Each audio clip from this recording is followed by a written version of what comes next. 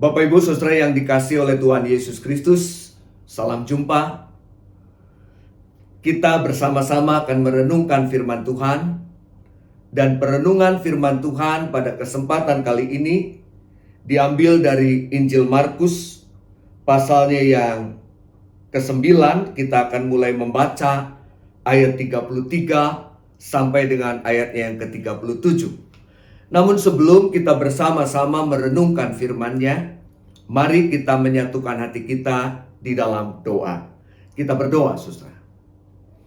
Tuhan Allah Bapa yang bertata di dalam kerajaan surga, kami datang ke hadapan-Mu mohon pimpinan, penerangan Roh Kudus Tuhan bagi kami. Jika sebentar kami hendak membaca, mendengar, dan merenungkan firman Tuhan, biarlah kami boleh mendapatkan pesan Tuhan, dan kami boleh membawanya menjadi berkat dalam kehidupan kami, untuk kami praktekkan dalam keseharian kami. Dalam nama-Mu, Yesus Kristus Tuhan, kami berdoa. Amin.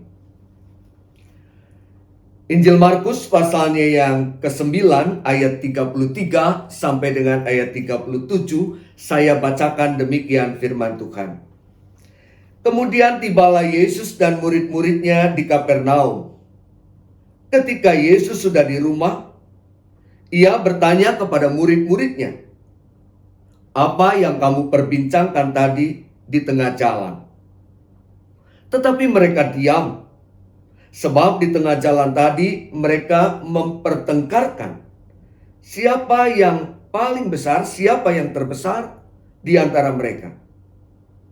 Lalu Yesus duduk dan memanggil ke-12 murid itu. Katanya kepada mereka, "Jika seorang ingin menjadi yang terdahulu, hendaklah ia menjadi yang terakhir dari semuanya, dan pelayan dari semuanya." Maka Yesus mengambil seorang anak kecil dan menempatkannya di tengah-tengah mereka. Kemudian Ia memeluk anak itu dan berkata kepada mereka, "Barang siapa menyambut seorang anak seperti ini dalam namaku, ia menyambut aku. Dan barang siapa menyambut aku, bukan aku yang disambutnya, tetapi Dia yang mengutus aku." Demikian firman Tuhan. Kita menjadi orang yang berbahagia ketika kita mau membaca, mendengar, menyimpan, lebih lagi melakukan firman-Nya.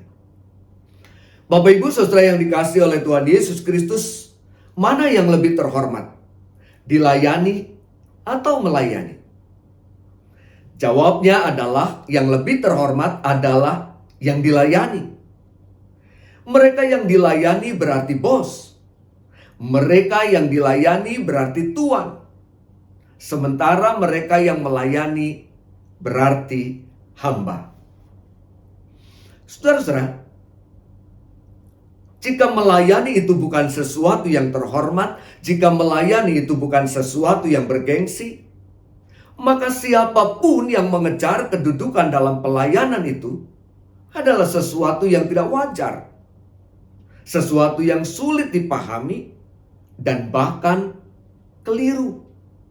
Mana ada orang mau mengejar sesuatu yang tidak terhormat.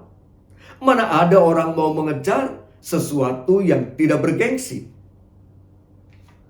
Dan ternyata dalam kenyataannya, toh tetap ada saja orang-orang yang ngoyo, yang ngotot, ingin mendapatkan jabatan dalam pelayanan.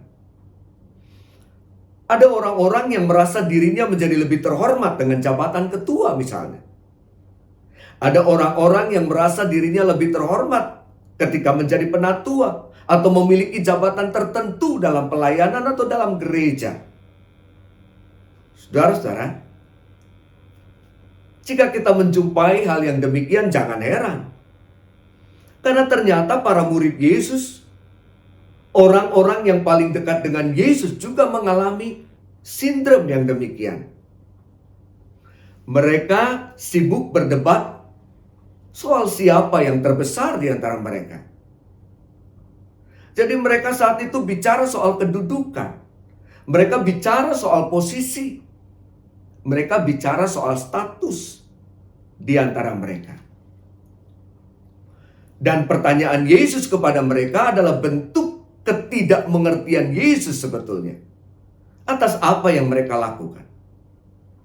Jadi Yesus bertanya bukan karena dia tidak tahu, tetapi itu lebih kepada keprihatinan Yesus.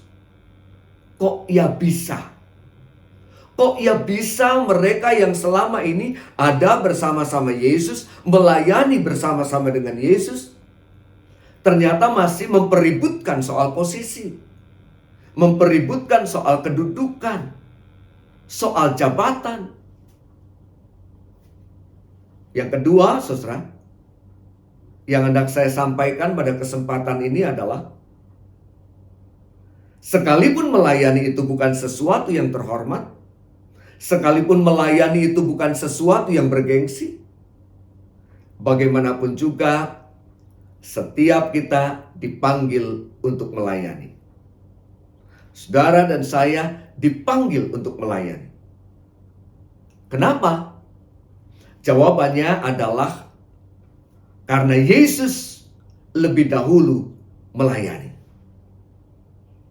Injil Markus pasal 10 ayat 45 menuliskan, Anak manusia juga datang bukan untuk dilayani, melainkan untuk melayani dan untuk memberikan nyawanya menjadi tebusan bagi banyak orang. Jadi, saudara, sekalipun melayani itu tidak terhormat, sekalipun melayani itu tidak bergengsi, setiap kita diminta untuk melayani. Tapi ketika kita melayani, maka jangan pertama-tama untuk urusan jabatan, kedudukan, dan posisi. Jadi, teruslah melayani. Bahkan melayanilah dengan baik. Dan yang perlu kita upayakan saat kita melayani adalah bukan berusaha menjadi besar di hadapan sesama, tetapi berusaha memberikan yang terbaik dalam pelayanan kita. Jangan sibuk menata diri dengan membangun pencitraan demi untuk mendapatkan penghargaan, tetapi bersungguh-sungguhlah melayani, agar kita menjadi benar di hadapan Dia yang menjadi teladan pelayanan kita. Dan yang harus kita ingat, penghargaan itu tidak bisa diminta, saudara. Tetapi penghargaan itu diberikan. Marilah kita belajar melayani seperti Yesus melayani. Melayani bukan demi penghargaan dan apresiasi, tetapi kita melayani karena kita memang wajib melayani.